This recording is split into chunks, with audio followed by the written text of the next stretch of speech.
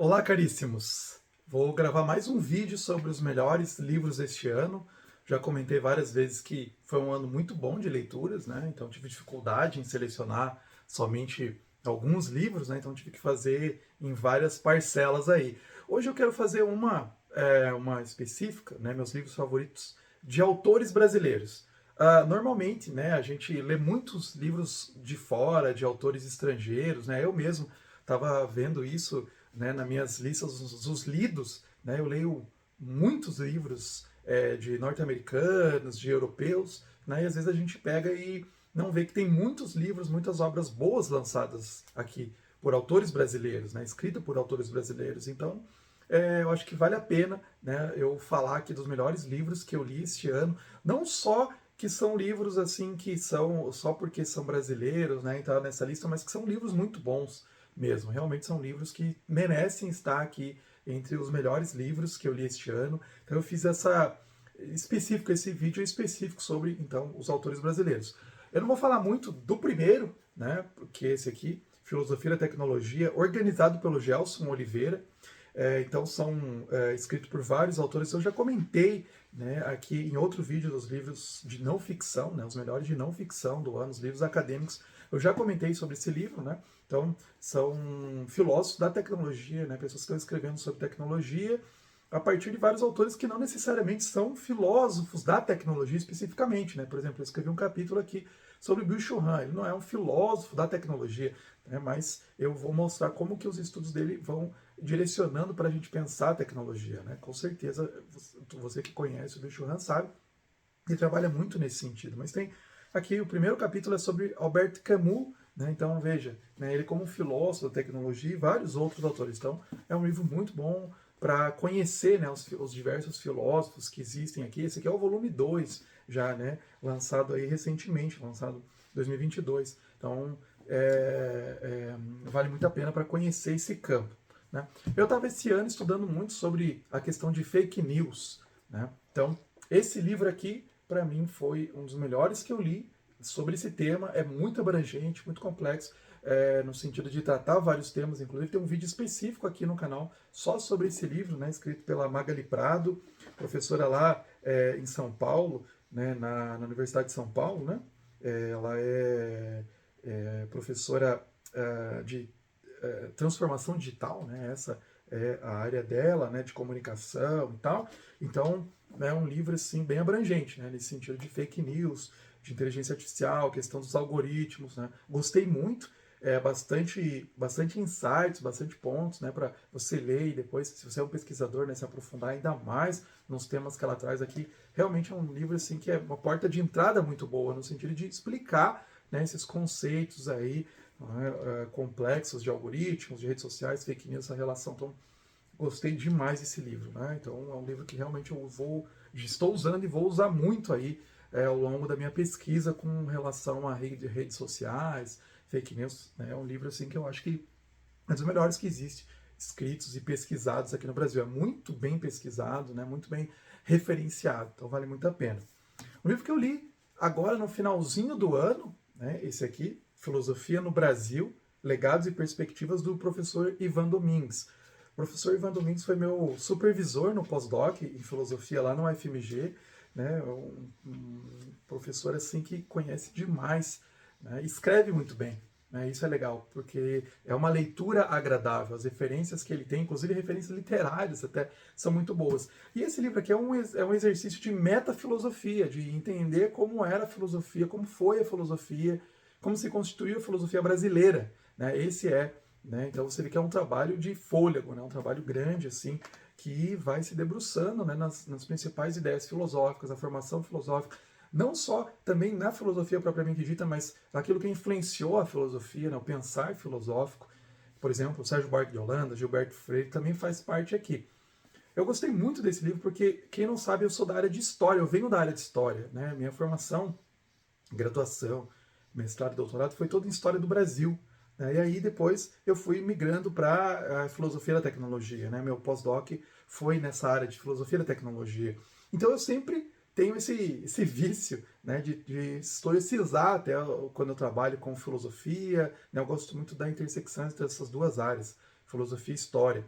E o Ivan Domingues ele faz muito bem isso aqui, né? Então é muito, muito bom. Então, tanto filósofos quanto historiadores, né, interessados aí para pensar como se deu a formação da filosofia no Brasil, né? Se existe um jeito ou não específico de fazer filosofia no Brasil, né? Esse livro é fenomenal, né? Pelo cruzamento aí desses vários autores, dos vários pensadores, nesse histórico, né? Desde o período colonial até mais recentemente, né? As influências mais recentes aí. Então, recomendadíssimo, né? Esse livro, claro que é um livro um pouco mais para às vezes para quem, né, já tem um certo caminhar na filosofia, né? Um livro assim que ele não é de filosofia básica, né? Aquele livro porta de entrada. Talvez você tenha que ter alguns contatos aí, alguns conhecimentos para você aproveitar bem, né? Mas recomendadíssimo. É um livro aí que está também na intersecção entre estudo é, de estudos sociais, né, de humanas e também cristão, né, é esse aqui, Geração Self, do Rodolfo Kapler. Né? Rodolfo Kapler, ele tem formação em teologia, né, graduação em teologia, pós-graduação em educação e também ele é pastor. Né? Então, nessa mistura, ele vai querer pensar sobre os principais problemas aí dos jovens hoje, né? Dos adolescentes, dos jovens. Então, ele quer conhecer a geração digital e os principais comportamentos. Né? Um livro que eu também gravei um vídeo aqui para o canal, porque eu gostei muito desse livro. Quem já leu, por exemplo, ou já ouviu falar do iGen, né, que tem para os Estados Unidos, da Jean Twenge, onde ela traz alguns dados com relação ao uso de telas e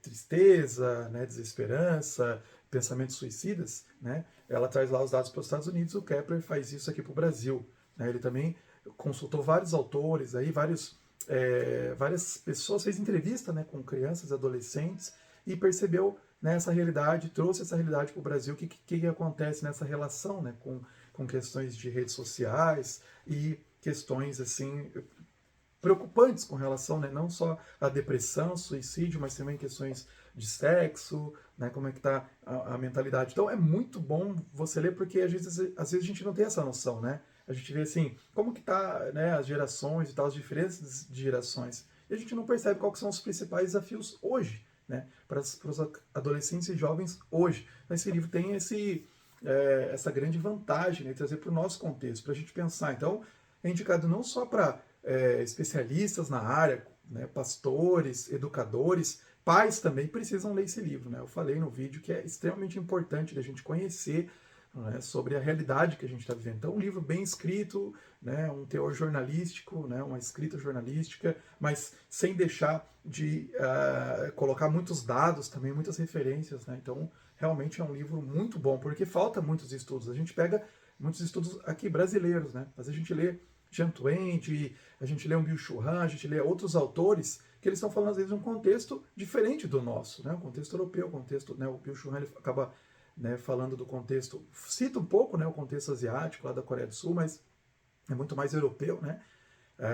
E também, né, muitos livros estadunidenses e tal que a gente lê, e é muito revigorante a gente ler coisas da nossa realidade. Né? Então o Rodolfo Kepler faz isso, né? Ele traz para o nosso contexto com muitas análises, né? Não só repetindo, né, argumentos lá de fora, mas olhando aqui para o nosso contexto. Então é muito bom, muito, né, excelente, um escritor que eu quero acompanhar mais os desdobramentos aí, né, dos textos que ele tem para ser falado aí, né, para essas pesquisas, esses dados. Ele tem outros livros publicados, né, então realmente quero muito conhecer mais e espero que esse livro seja assim até um primeiro empurrão para outros pesquisadores pensarem no Brasil, né, porque a gente tem um contexto específico, a gente precisa realmente pensar quais são os nossos desafios específicos. No livro brasileiro, mas é cristão também, né? Esse aqui é A Cura da Solidão, do Maurício Zagari, né? O subtítulo O Caminho para Vencer a Dor de Se Sentir Solitário. Gostei muito de ler, também li nos meus períodos devocionais, é um livro relativamente curto, né? Deixa eu ver aqui, cento e poucas páginas, 135, 140 páginas, né? Mas que vai trazendo essa questão, né, da solidão hoje, como que está muito forte, né? Dessa perspectiva bíblica, inclusive, uma perspectiva de um cuidado eclesiástico também, que eu achei muito legal isso, né? Um cuidado eclesiástico, até porque ele não fala só assim, né? Um alento para quem se sente solitário, de falar solitário. Não, às vezes você vê uma imputação de culpa em quem se sente solitário, né? Muitas vezes. Você vê por isso. Né? Não que às vezes a pessoa não tenha nenhuma culpa, né? Que às vezes a pessoa, por exemplo, está muito nas redes sociais, não se preocupa em buscar comunidades, né, e tal, presenciais, físicas, né, procurar amigos e tal, mas às vezes acontece de que a pessoa está num contexto eclesiástico, numa comunidade, outros tipos de comunidade, tal, mas ela não se sente incluída, ela se sente ainda excluída, mesmo ela buscando, né? Então, ele também fala para essas pessoas. Então, é legal para a gente ler, né, e ver, tá, eu me sinto solitário, qual que é a razão de me sentir solitário? Então, eu vou buscar, né? Vou buscar ajuda, vou buscar contato, vou fomentar comunhão com outras pessoas. Mas eu não me sinto solitário, então eu não quero ler esse livro, não preciso ler. Não, ele tem também essa parte de cuidado com as pessoas que se sentem solitárias, né? Às vezes a pessoa vai lá e fala assim, eu me sinto solitário. Você se sente solitário porque você não vai buscar, né? E aí é o que a pessoa se sente? Se sente mais excluída ainda, né? Então, é um cuidado com o outro, né? Um cuidado. A gente tem hoje uma grande epidemia de solidão, né? A gente tem o século da solidão. Tem um título de um livro chamado isso, né? O século da solidão. É um grande problema. Teve aí um BTcast recente falando sobre isso com psicólogos, né? Falando sobre solidão, epidemia de solidão. Então, às vezes é relevado isso. Você se sente solitário porque, né, você quer e tal, você não busca ajuda, não busca se enturmar, né? Então, eu acho que tem às vezes um papel, né, individual, mas também tem que outras pessoas olhando para as pessoas que chegam na igreja, que chegam na sua comunidade, né, pessoas em torno aí, né, você olhar, eu vejo que você está solitário, você não se engajou, né? Vamos, busca, não fica só na sua panelinha ali fechado, né? E não convive com o outro, né? Não chame, releva o sentimento das outras pessoas, né? Que às vezes a pessoa chega e fala, né? Eu me sinto solitário e não tem esse cuidado, né? É uma coisa muito importante na nossa sociedade hoje, né? Talvez tinha que, você vê que tem sociedades inteiras, por exemplo, a Inglaterra criou um ministério da solidão, para cuidar dessas pessoas. Acho que o Japão também tem uma coisa semelhante, né, para pensar, cuidar disso. E as nossas igrejas, o que a gente tem feito? A gente não tem olhado para essas pessoas. A gente fala, não, mas a gente se reúne, a gente tem aqui comunhão, né, mas a gente não tem cuidado dessas pessoas. Então, acho que isso é legal, esse livro, né, a grande virtude desse livro é falar tanto para as pessoas que se sentem solitárias, quanto para aquelas pessoas que não se sentem solitárias, mas para ficar atento, né, com pessoas aí que possam estar solitárias, né, na sua comunidade e à sua volta. Né? Então é muito bom esse livro, né? Vale muito a pena ler, o livro curto, como eu disse, bem referenciado e bem bíblico. Né? Então, muito bom aí, do Maurício Zagari, né, lançado pela Good Books. E por último, uma literatura aí, eu confesso que foi o primeiro livro do Fernando Sabino que eu li, né? Então, acho que esse ano foi o centenário do nascimento dele, né? E eu já tinha ouvido falar muito do Fernando Sabino, várias pessoas, amigos recomendam e tal, nunca tinha lido, apesar da obra vastíssima dele, né? E aí, o meu amigo Jonathan, ele pegou e falou, olha, vamos fazer uma live. Ele estava fazendo várias lives no canal dele, e o Jonathan Scarati, e falando sobre lives sobre o Fernando Sabino, abordando várias obras dele. Ele me convidou, falou, acho que você vai ler esse livro, você vai gostar. Foi legal que ele fez essa curadoria já, ele já indicou os livros para as pessoas que ele achava que ia gostar especificamente. E esse aqui foi o que eu li, O Grande Mentecapto, né?